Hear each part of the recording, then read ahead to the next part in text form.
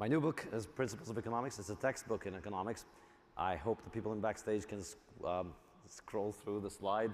Yes. So Bitcoin is more than just a technology for sending and receiving money. Bitcoin overturns the current order of society based on central banks' unlimited power. I think this is something that people in this conference should probably be familiar with.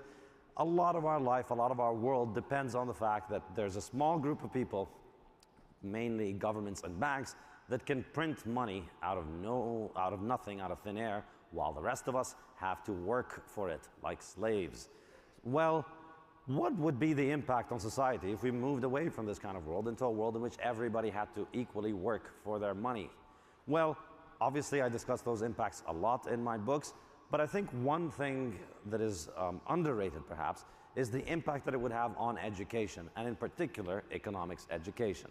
So because of Bitcoin, we no longer need the fiat, thank you so much. Because of Bitcoin, we no longer need the fiat cartel in order to have money. We also no longer need the fiat cartel to sponsor economists in order to teach us economics. If you look at the current world of academic economics, this is a scientific chart illustrating the relationship between modern economists and the central bank. You see around 90% of papers in monetary economics are sponsored by the Federal Reserve. Around 99%, by my estimation, of academic economists believe that you need a cartel in charge of money in order for money to work. I think this is going to go down in history as one of the dumbest things people in the 20th and 21st century believed. Is this idea that money is a technology that can only work if some group of people can make it out of thin air and get to decide the supply and get to decide who gets to use it, while everybody else has to work for it like a peon. Well, these people get to decide what gets taught as economics at universities.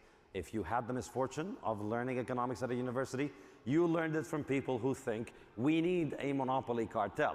You know, in the same book in which they taught you that a cartel for oil is bad, a cartel for food is bad, a monopoly on housing or any other economic good is bad, they told you that the only way that money can work is by having a monopoly.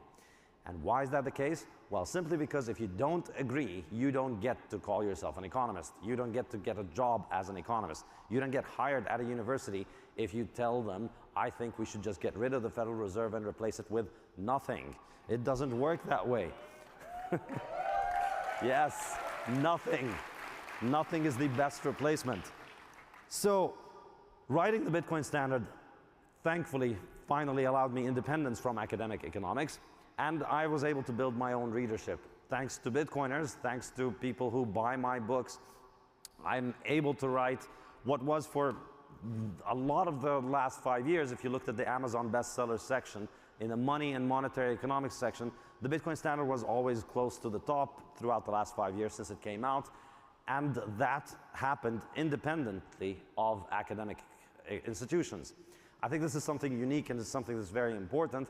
And it's not something that would have been possible without Bitcoin and Bitcoiners. Because Bitcoin opens your eyes up to the fact that we don't need government to run money, you become open to the idea that maybe we can also read perspectives on money that don't come from government. I apologize for my voice. So because of this, I'm able to write a book that can sell very well, and it can outsell most of the fiat cartel economists' books on monetary economics. And because of that, I thought this would be a great opportunity to take to write an economic textbook that is independent of the influence of academia.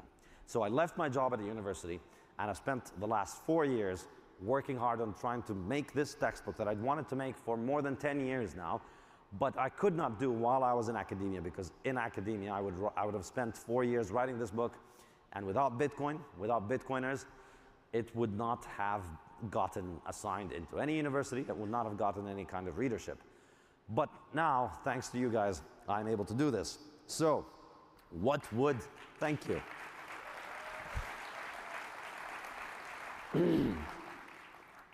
So, what would a proper non-fiat textbook for economics look like?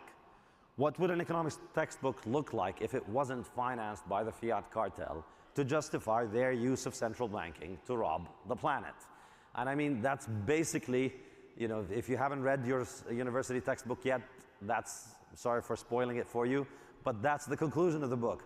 There's a whole bunch of math and a whole bunch of equations and a whole bunch of noises, but then you come up with the conclusion that, oh yeah, we need the cartel. We need a small group of people in charge of money. We need them to print money, and we need to stop anybody else from having a free market in money and banking, because otherwise, how will they get to rob the planet? So, what would a textbook look like if it didn't have those things? Wouldn't it be nice if economics was taught as a field of knowledge and not just marketing for the fiat cartel? That was the goal from writing this textbook. Obviously, it was influenced a lot by Austrian economics, and so this is what you can expect in the book. It begins by discussing the fundamentals of the methodology of approaching economics and thinking about economics questions. It looks at the acts that people do to economize, tries to explain the market order, explains monetary economics, and then explains the importance of economics and capital accumulation and economic freedom for civilization. And so I'm going to just give you a brief overview of the material for the book. In the first section of the book, in fundamentals, as I said, we begin with an Austrian perspective, and so this is grounded in human action. It's not a study of aggregates. We don't look at scientific sounding relationships between economic aggregates that are made up by economic statisticians. We actually look at how human beings act, and we try and understand the implications of humans' actions and the economic underpinnings of these economic actions. We explain the concept of value, and the fundamental difference between Austrian economics and mainstream fiat economics is the concept of value. For Austrian economists, value is subjective. It's not something that can be decreed. It's not something that can be measured with scientific precision. It's not something that's objective. There are no goods that have objective value. The concept of objective value is invalid in Austrian economics. Value is always subjective. It is in the mind of the person who makes that valuation. And this is an enormously important concept which changes the entire way in which you approach economics. And it is the reason why most of the economics you learned at university practically serves no useful purpose other than to get you to believe in central banking and the fiat cartel. And then the third chapter discusses the concept of time and the importance of time to economics. So with that fundamental analysis, we move on to the concept of economizing. What does it mean to economize? And since time is scarce, all of our actions are about economizing our time. And so the actions that people carry out to economize, these are concepts in economics that you've heard over and over again, but they don't get explained very well, I would say, in your university textbook. So I go through the concept of labor, what does it mean, the concept of property and the importance of property. And that is, of course, something that your textbook does not emphasize.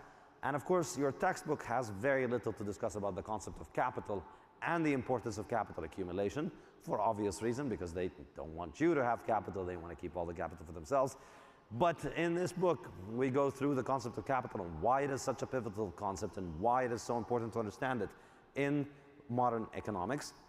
And then we discuss the economics of technology and the economics of energy and power, and why all of these concepts are the way in which we economize to try and make our time better on this earth, to increase the quality and the quantity of time on this earth, which is how I can like to think of the concept of economizing.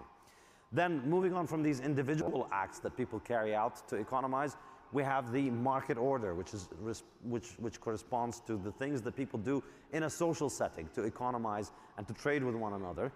And then first, the most obvious one is trade, where people trade with one another. And then because we live in a system in which we trade, we are able to develop money. We're able to develop the concept of money, and that is an enormously important concept for human society. And that, of course, is a concept that's shrouded with a lot of mystery in your economics textbook, but I hope that my book helps clarify these concepts.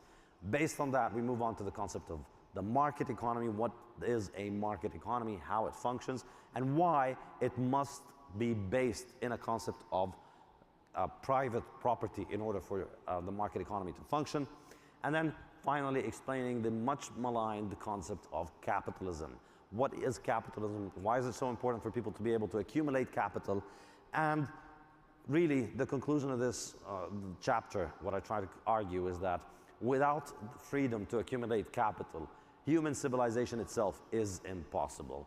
And the danger of the destruction of capitalism is not just, we won't have nicer toys and we won't have a faster iPhone or we won't have a nicer gimmicks. It's going to take away our ability to live as a civilized society. And that brings us to the finest, to the topic of money and monetary economics. And from the Austrian perspective, we begin the topic of money from understanding time preference. Time preference is the key towards understanding money, and it helps us understand credit, it helps us understand banking. It is the concept at the heart of interest rates. And then in the 15th chapter, we discuss the expansion of money supply. That's a topic that I believe Bitcoiners will find very useful. The increase of the money supply, I argue, is at the root of so much of the world's problems. And it is the reason why governments have so much power. It's the reason why people cannot save. And in this book, I go in depth into the problems of monetary expansion, why it is such a big deal, and why I argue the destruction of money as a free market institution and its replacement with government loyalty points, essentially, is undermining the entire fabric of civilization, which is the topic of the final section of the book, civilization. And here, a lot of people think economics has nothing to say about politics. Economics is subservient to politics, that political considerations are more important than economic considerations. But I make the case for why actually all economic and political action can be studied from the perspective of economics, because ultimately all of these are economic decisions. People like to present defense and violence as if they are these unique things for which economic activity doesn't count. But I make the case for why defense is just another market good, and it is a market good that is provided on the market. In fact, if you look around you, you see that in the world today we have far more private security officers than police officers. If you want security, you just buy it on the market. You buy your own gun, you secure yourself, or you hire people to work for you in security. And primarily the main role for governments in terms of security is to secure governments, not to secure you. And I think this economic way of understanding it helps you get to the reality of economics and the reality of the world much better. And finally, in chapter 18, I make the case for why capitalism is essential for civilization. And I end on a positive note, which is that, if you look around, you see all of those concepts that I discussed for economizing, they are all being undermined by fiat money, by governments, by totalitarianism all over the world. And it's easy to lose hope. But ultimately, human civilization has always faced enemies and it's always faced threats. And the capitalists, the people who are willing to accept the concept of private property and accumulate capital, have always found a way to win, simply because the enemies of capitalism have no capital. They destroy their capital. Essentially, the only way that you can be consistent about being anti-capital, the only way that you can consistently and honestly and non-hypocritically fight capitalism would be by not accumulating capital, in which case the most effective weapon you will have is slinging your own feces. And that makes you a relatively easy opponent to deal with for anybody who wants to accumulate capital. Because people who accumulate capital, people who accept innovation, people who accept property rights, develop tools to deal with animals and barbarians and governments that want to take away their ability to live in peace and in civilization. And I believe the tool that we have found to fight the latest kind of animals that are threatening our civilization is Bitcoin, because it is what's going to strengthen us against the enemies of capitalism and human freedom.